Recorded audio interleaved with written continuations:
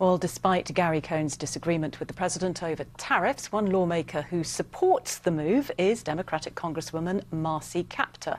She is a representative from Ohio, where the steel industry is significant. And I spoke to her a short time ago from Capitol Hill. Congresswoman, thanks for joining me. We've heard so much opposition to these tariffs, both from within the US and from the world. Why do you support them?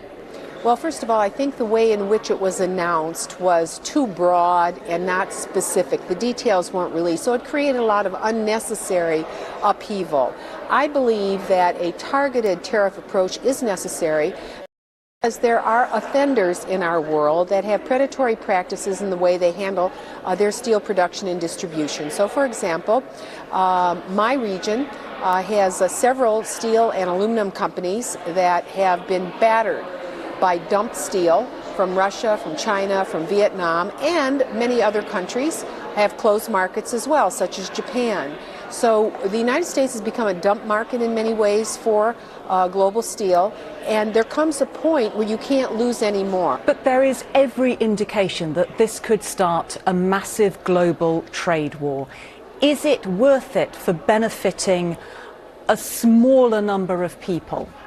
Well, you know, that's what a lot of the headlines have been. The opponents to this talk about trade wars, you know, it's all going to be so horrible. Well, the details have not been released of the administration's proposal. Our biggest trading partner here in North America is Canada. We have a very good relationship. Our steel and automotive industries are integrated in a very good way. They're not the ones that are producing too much steel, but China is.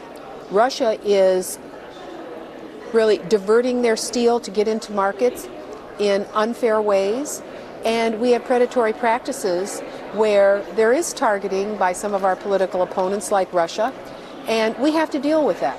Congresswoman, politically, how do you square support for something that the president is proposing with your more general opposition to him?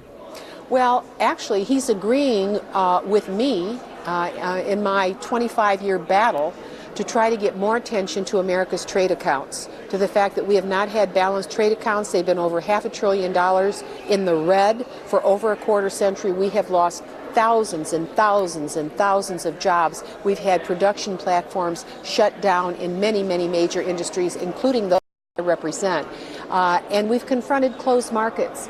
My view, and I wish the world had moved this way back in the 1990s, is for the democracies of the world that operate by a rule of law to have a common market, and then to invite in other nations that may not behave in that way into that market, and in so doing lift up their standards and lift up their rule of law and lift up their trade regulations. And so I think the whole trade regimen globally needs to be reformed, and I think one of our best friends in that is Great Britain, are the European countries that respect a rule of law, including in trade. Congresswoman Kaptur, thank you very much indeed for joining me.